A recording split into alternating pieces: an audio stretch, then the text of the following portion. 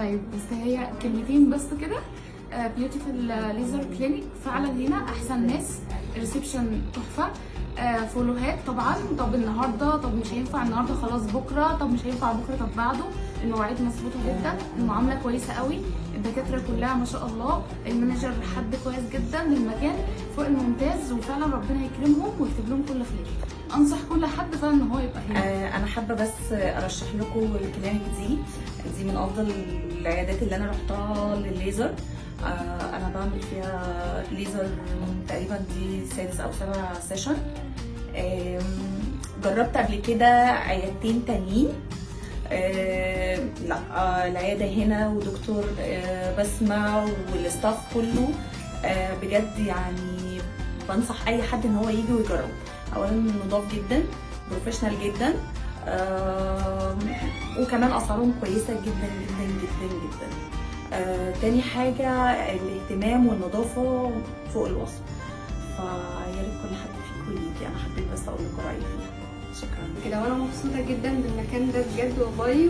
وكل بنت عايزه تعمل ليزر ده اسهل حاجه في الدنيا عن السيفنج او اي طريقه تانية. بس كده. جيت هنا عشان اجرب بيوتيفول كلينيك، وبجد التجربه هنا كانت هايله. انا في مدينتي اصلا باجي من مدينتي كل شهر عشان اجي اعمل هنا. لا الدكتورز ما شاء الله ما شاء الله بجد. والافكت بتاع السيشن بيبقى كويس. الافكت من اول مره انا حسيت بفرق. انا ده الكلينيك بتاعي، انا بتعامل دايما معاهم. بصراحه انا بحب الكلينيك ده قوي. انا ساكنه في مدينتي، وعندنا طبعا اكيد ليزر في مدينتي كتير، بس هم اوفر برايس قوي.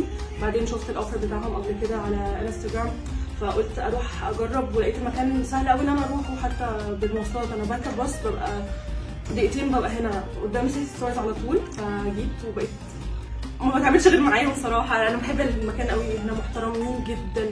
ولما بكلمهم كل احجز معاهم في ساعتها بيلاقوا لي ميعاد في اليوم اللي انا عاوزاه. انا بحب المكان وعندهم كل حاجه. قولي لي بوز، انت عملتي ايه؟ عملت بوتوكس في الجبهه وحوالين عيني. بصراحه البوتوكس تحفه، نتيجه جميله جدا. دكتور سهير بصراحه زي العسل، تسلم ايدك يا دكتور. بصراحه حتى العلامات راحت خالص، حوالين عيني اتغير تماما وحواجبي اترفعت. بصراحه تسلم ايدك يا دكتور بجد. بوتوكس اول مره اعمله بصراحه تحفه. يعني هتعمليه تاني؟ طبعا بجد اتبسطتي منه. طب قولي لي، كان بيوجع؟ لا خالص، يعني حطيت البنج والحمد لله خالص. عايز تقولي حاجه تانية بوسي تنصحي البنات؟ بصراحه البنات مش شرط السن، انت حسيتي باي تجاعيد اي خطوط عندك بتفرق كتير في السن. انا حاسه ان انا صغرت تقريبا 10 سنين والله، فعلا نتيجه تحفه. عملت جلسه تقشير مناديل وهي حلوه جدا. ظهرت يعني نتيجتها ظهرت معايا من اول 3 ايام تقريبا. من اول 3 ايام مع اني يعني حضرتك قلتي لي هتبان بعدين اسبوعين. علشان على ما المنطقه كلها كامله تقشر. بس انت من اول ما بعد 3 ايام بدات تحسي ان في تقشير. ايه اخبار الجلد بتاعك؟ حسيتي الكواليتي بتاعته ايه؟ لا يعني اختلفت كتير عن الاول. واللون؟ طبعا على التعليمات المضاد الحيوي والكريمات المرطبه، واللون فرق حسيتي كتير عن الاول كتير. الحمد لله. حسيتي باي وجع في الجلد؟ لا او اي الم؟